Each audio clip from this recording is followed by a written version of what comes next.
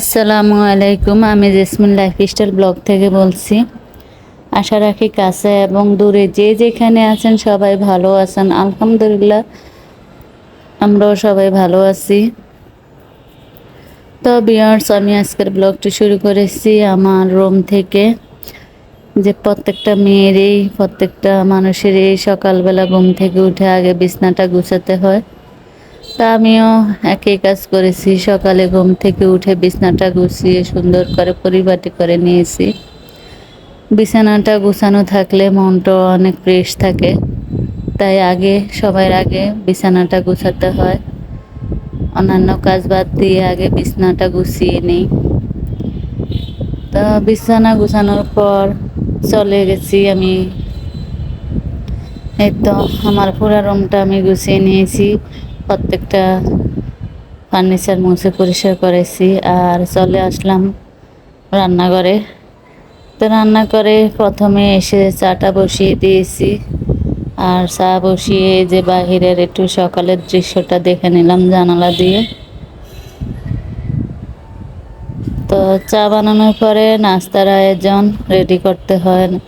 নাস্তার জন্য সবাই ঘুমাইতেছে আর আমি নাস্তার আয়োজন করতেছি। আর আমাকে যে আপা হেল্প করে উনিও এসেছেন। উনি এসে আমার প্লেট বাটি পাতিলগুলা সব ধুয়ে মুছে পরিষ্কার করে নিয়েছে আর আমার ফিল্টারটাও ধুয়েছে। মাছটাও ভিজিয়ে রেখেছি। আর এই তো এখন নাস্তা করতে চলে আসলাম। আর ফ্রোজিং পরোটা ছিল, পরোটাগুলো ভেজে নিয়েছি। আর ভাজি, কলা, হালুয়া এগুলো দিয়ে নাস্তাটা করে নিয়েছি। তো সাথে হয়ে আপাকে নাস্তাটা দিয়ে দিলাম। আর আমার মেয়েকেও নাস্তা দিয়েছি। আমার ছোট মেয়ে উঠেছে। তো এখন নাস্তা করার পর আপু আবার এই যে বাঙ্গিটা কাটতেছে। একটা বাঙ্গি এনেছে। গরমে বাঙ্গি খেলে অনেক শরীরটা ঠান্ডা থাকবে সেই জন্য। তো বাঙ্গিটা অনেক মিষ্টি ছিল। আমি তো পরে বয়স দিচ্ছি, আগে তো খেয়েছি। তাই তো বাঙ্গিটা কেটে নিয়ে এসে আর তরকারিগুলো কাটাকুটি করে দিবে আপা। এই যে পেঁয়াজ, কাঁচামরিচ, ধনেপাতা, কাঁচা কলা, ভেন্ডি এগুলো সব কেটে ধুয়ে পরিষ্কার করে দিবে। তো ওনার কাটাকুটির পর আমি রান্নার জন্য চলে যাব রান্না করতে। তো আপাকে বলেছি আপনি কাটাকুটি করে দেন। তো এই ফাঁকে আমি আবার টেবিলটা গুছিয়ে নিয়েছি। আর আপা আমাকে তরকারি কেটে কেটে দিচ্ছে। প্রত্যেকটা গৃহিণীর এই কাজ। রাত্রে খেলে দিনে কি খাবে সেই টেনশনে ঘুম আসে না। রাত্রে ঘুমানোর আগেও চিন্তা করে কালকে কি রান্না করব। তা আগে থেকে রেডি করে রাখা থাকলে দেখা গেছে যে যে হ্যাঁ কাজে হেল্প করতে আসে উনিও কেটে কুটে দিয়ে যেতে পারে। আর বেশিক্ষণ সময় লাগে না রান্না করতে। তা আপার কাটাকুটি শেষ হয়ে এসেছে। আমি রান্নার কাজের জন্য প্রস্তুতি নিচ্ছি। এই যে রুই মাছ দিয়ে কাঁচা কলা দিয়ে রান্না করব। মাছের মধ্যে হলুদ, মরিচ, লবণ সব কিছু মেখে নিয়েছি। তো এক চুলায় ভাত বসিয়ে দিয়েছি আর অন্য চুলায় যে মাছগুলো ভেজে নিচ্ছি। তো মাছগুলো ভাজা প্রায় শেষ হয়ে এসেছে। এখন আমি কাঁচা কলাগুলো ভেজে নেব। আর এখানে ভাতও বলক এসে গেছে।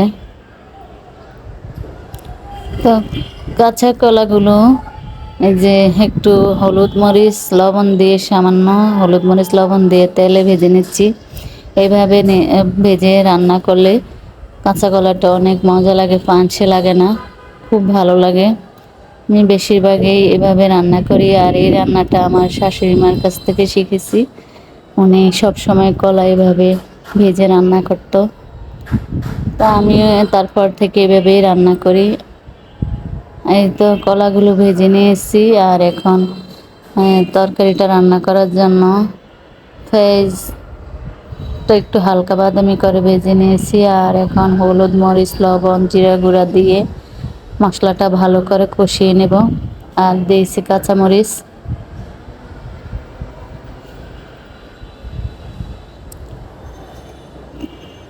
আর আমার তরকারিটা তো ভেজে নিয়েছি, তাহলে সিদ্ধ হতে বেশিক্ষণ সময় লাগবে না। সেই জন্য আমি মশলাটা একটু ভালো করে কষিয়ে নিচ্ছি। এই যে একটু পানি দিয়ে ভালো করে কষিয়ে নেব মশলা। আর অন্য চুলায় আমি ভেন্ডি বসিয়ে দিচ্ছি, ভেন্ডি ভাজিটা করে নেব। তো ভেন্ডি ভাজিটা একবারে পেঁয়াজ কাঁচামরিচ ভেন্ডি দিয়ে বসিয়ে তারপর সামান্য একটু লবণ দিয়ে দিলাম পরিমাণ মতো।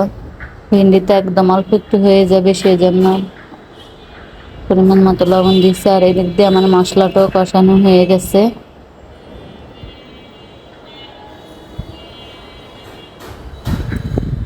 তো মশলাটা কষানো হয়ে গেছে, এখন যে কাঁচা কলা তরকারিটি দিয়ে দিয়েছি আর এখন একটু মশলার সাথে মিক্স করে নিচ্ছি।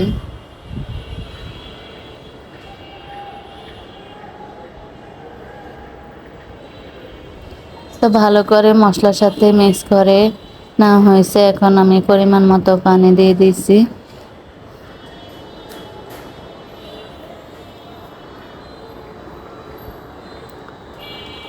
তরকারি কাঁচা কলা তরকারিতে একটু পানি বেশি দিতে হয়, না হলে এই যে তরকারির ঝোল শুকিয়ে যাবে, একদম শুকনা শুকনা হয়ে যাবে। সেজন্য একটু পরিমাণে একটু পানি বেশি দিতে হয়। এই তরকারিটা উঠানোর পর একদম শুকিয়ে যাবে।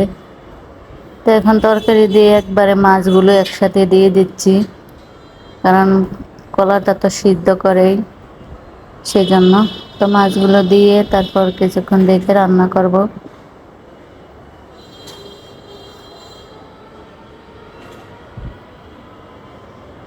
তা আমার মনে হচ্ছে যে আর একটু পানি লাগবে, সেই জন্য আমি আবার একটু পানি বাড়িয়ে দিলাম।